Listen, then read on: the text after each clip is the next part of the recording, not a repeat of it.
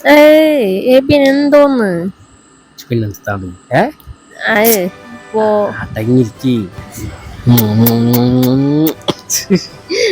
എന്തേ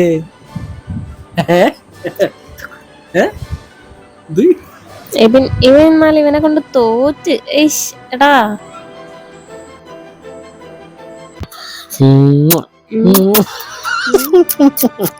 ഇവനെ കൊണ്ട് ഞാൻ തോറ്റ് എടാ